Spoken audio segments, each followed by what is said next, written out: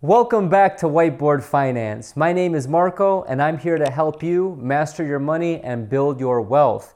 If you're interested in personal finance, entrepreneurship, the stock market, or real estate investing, this is definitely the channel to subscribe to below, and make sure you hit the little bell notification so you're notified when I release these videos. More and more people are considering not going to college, so I thought I'd make a list of the top 7 jobs that are decently high paying without a college degree. Stay tuned. So more and more employees are choosing and hiring people based on skills and work experience over education.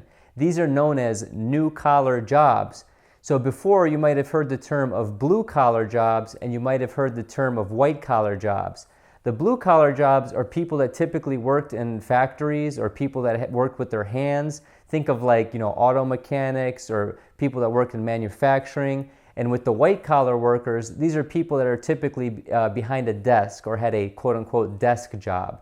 So those are the differences. But the new-collar jobs, these people are typically getting their work through vocational training or some sort of apprenticeship rather than formal education. So these jobs are particularly common in healthcare, IT, and manufacturing, which you'll see by the list that I'm providing to you in a little bit here. So organizations have begun to search for employees with the right skills rather than the right degree, and some companies are even offering paid training programs for job candidates which are similar to apprenticeships. So here's a list of the top 7 new-collar jobs, which are the best paying for relatively little to no education or money up front.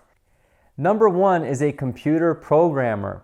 So computer programmers create, write, and test code that allows computer programs and applications to function.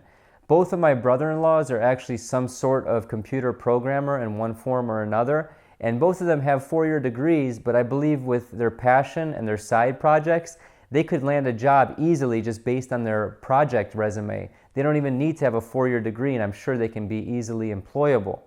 So computer programmers typically need to know a variety of computer languages, obviously, and they might work for a computer systems or a software company, and they can work for software publishers or financial companies. I know in the area that I live in, there's a lot of big insurance companies and a lot of big banks that employ a ton of computer programmers. Some of the benefits of being a computer programmer are that you can work from home or work flexibly.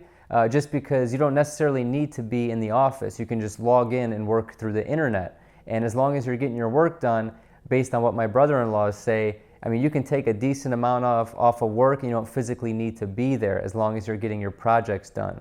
So while many computer programmers do have a bachelor's degree, as I mentioned, it's not really needed any longer as long as you can prove your resume and show projects to your employer and you know what you're talking about.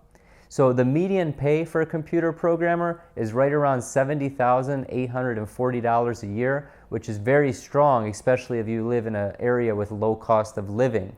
Number 2, a computer security analyst.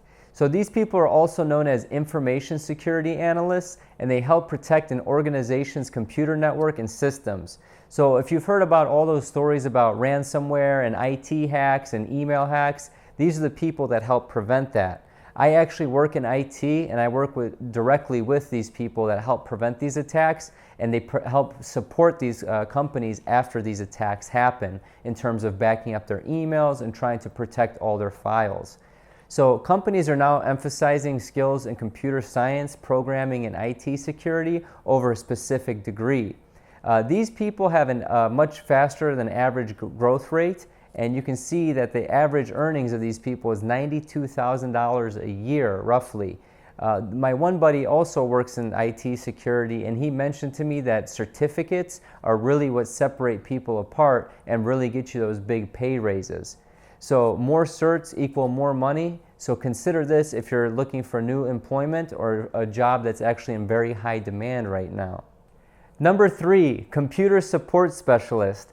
Are you guys starting to see a common theme here? A lot of IT jobs are opening up and they don't necessarily need the 4-year bachelor's degree. So a computer support specialist provides help for people and companies with their computer equipment and software, whether it's internally or externally.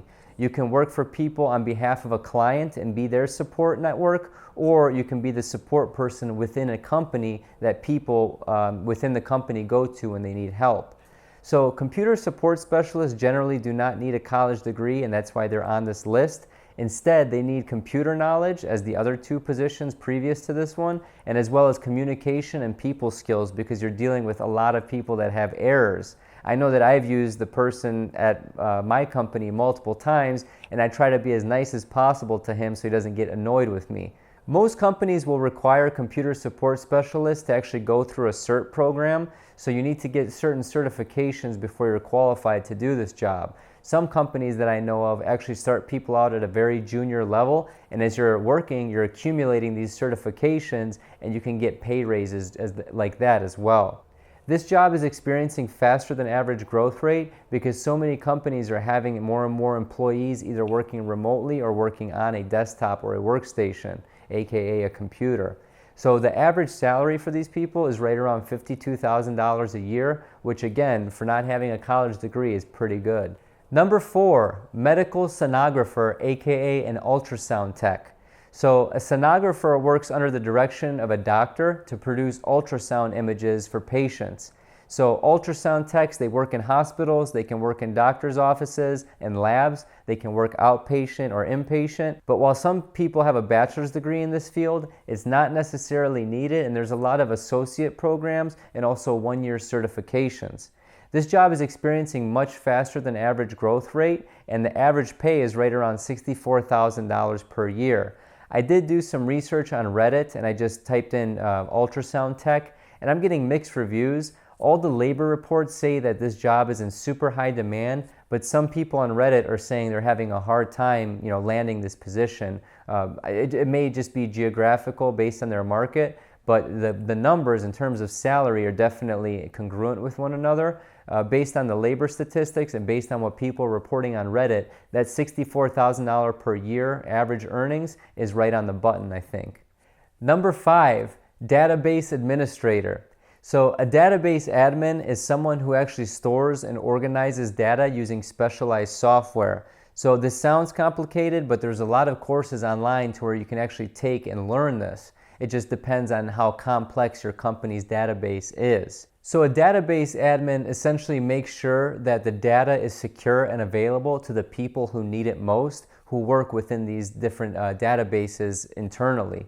As long as you're strong and proficient in certain database languages like SQL, employers are actually employing people without 4-year degrees, and the good news is that this job is experiencing a much faster than average growth rate, and the average salary is right around $85,000 per year, which is awesome for no 4-year degree.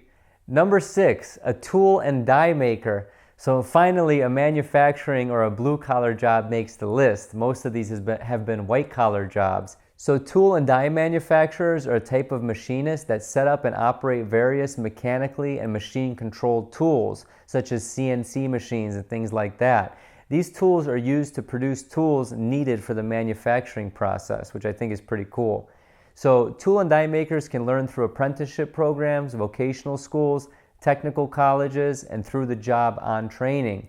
So these are all factors that I mentioned earlier, and factors and signs of the new collar jobs coming up in 2018. Tool and die maker positions are among the higher end paid in terms of a manufacturing gig, and although it's not higher than the IT jobs or the medical jobs that we saw, it's still coming in at $43,160 on average per year, and obviously only goes up from there. Last but not least, we have a radiology tech, aka a radiographer.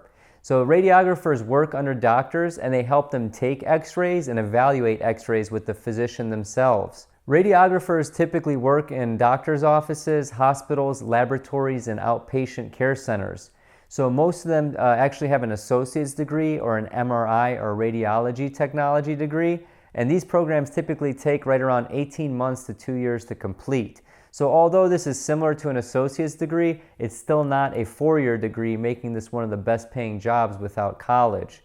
So there are also certificate programs that take 1 to 2 years, but most of the reports I'm seeing are people with those 18-month to 2-year program degrees.